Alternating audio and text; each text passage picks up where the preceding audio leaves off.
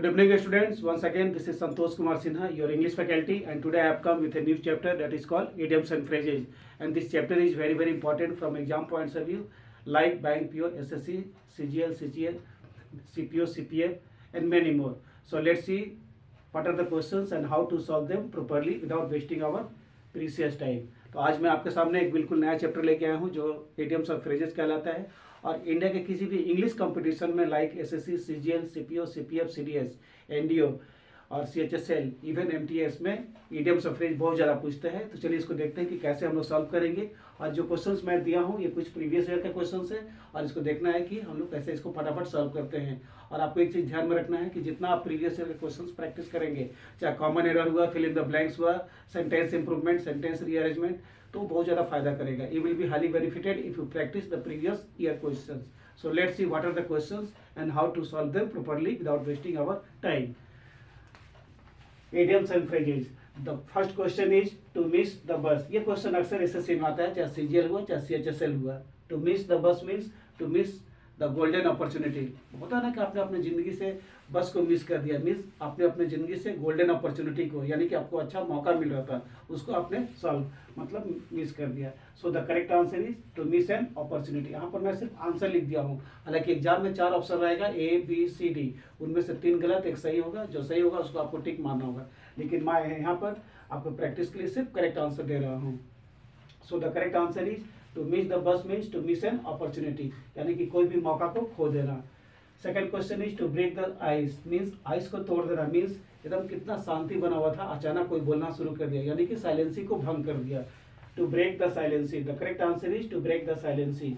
Third में है fish out of water. ये भी क्वेश्चन जो है ना, क्वेश्चन नंबर 3 जो है बहुत ज़्यादा एसएससी में पूछता है, यानी कि मछली पानी से बाहर आ गई है. तो आप सोच सकते हैं कि कोई भी चीज़ पानी से जब बाहर आता है तो सोचिए कि सिचुएशन आपका क्रिटिकल है, बहुत टेंस मतलब है, यानी कि बहुत जटिल है, तभी मछली पानी से बाहर आ गई सर्वाइव करने के लिए. It means a very critical situation, एक जटिल समस्या जिससे कि मछली को बाध्य होकर बाहर निकलना पड़ा.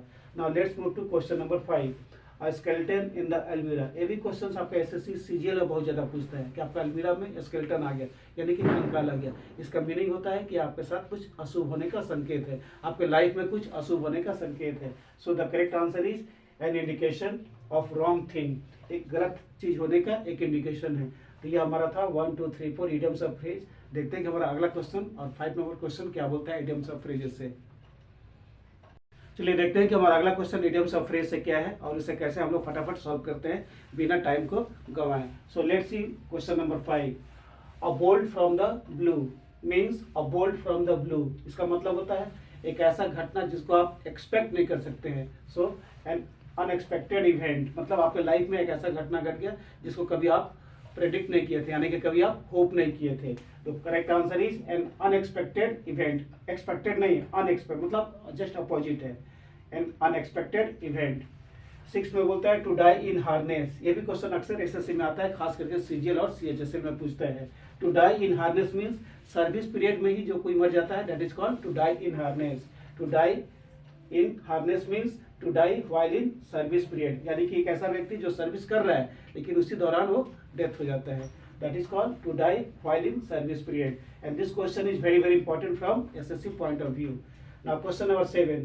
To face the music. Here music means हर इंसान को लाइफ का जो सिचुएशन है, सर्कमस्टांसेज है, उसको फेस करना पड़ता है, यानी कि कंसिक्वेंस को हम लोग कंपेल्ड है फेस करने के लिए. We are compelled to face the consequences और circumstances in life. To bear the consequence और कॉन्सिक्वेंसेस, यानी कि लाइफ में जो भी हालात होता है हर इंसान को उसको फेस करना पड़ता है. Means we are compelled to face the consequences of life. Now question number 8. Cut your coat according to your cloth. यानी कि आप सुने होंगे कि जितनी चादर उतने पैर फैलाना चाहिए, यानी कि जितना आपका लिमिट है, जो आपका मीन्स है, उसी के अनुसार आपको रहना है. ऐसा नहीं कि आप जितना कमाते हैं उससे कहीं ज़्यादा खर्च करते हैं, यानी कि जितना आप कमाते हैं उससे कहीं कुछ पैसा सेव करके आप अपना पैर को फैलाइए.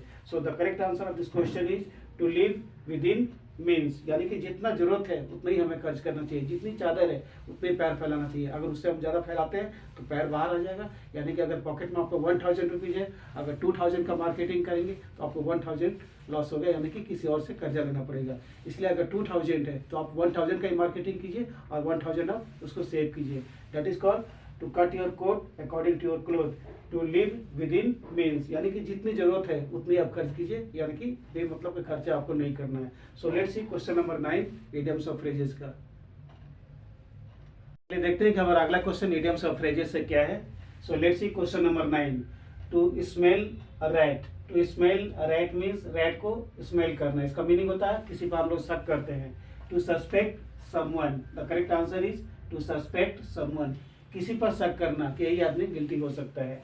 Now let's move to question number 10, to throw cold water means ठंडा पानी फेंक देना, मीन्स टू डिस्करेज समवन यानी कि टू मिसगाइड समवन, किसी को सही रास्ता से वंचित करना, to discourage someone. Now question number 11, to turn over a new leaf. A new leaf है मीन्स जिंदगी में कुछ अच्छा करने के लिए चेंजेस लाना, to change for better in life, जिंदगी में कुछ बेटर करने के लिए अच्छा चेंजेस लाना, that is called to turn over a new leaf. ये भी क्वेश्चन एसएससी वालों के लिए है और बहुत ज्यादा इंपॉर्टेंट है।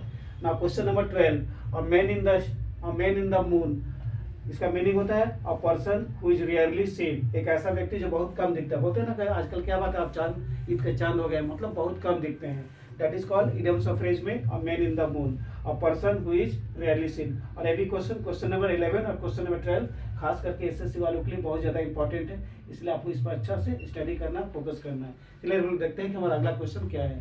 देखते हैं कि हमारा अगला क्वेश्चन इडियम्स ऑफ फ्रेज से क्या है और इसे कैसे हम लोग फटाफट सॉल्व करते हैं और इसका करेक्ट आंसर क्या होगा।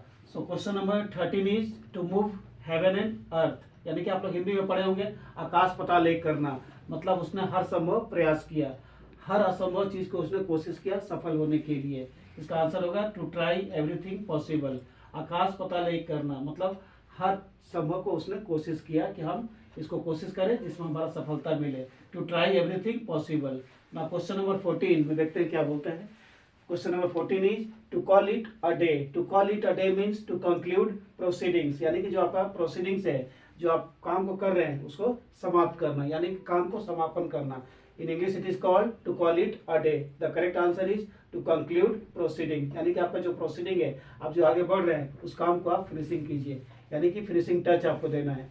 Now question number 15, to take someone for a ride. To take someone for a ride means किसी को धोखा देना। लाइफ में होता है ना कि आप किसी को धोखा मत दीजिए, don't deceive anyone, to deceive someone in life.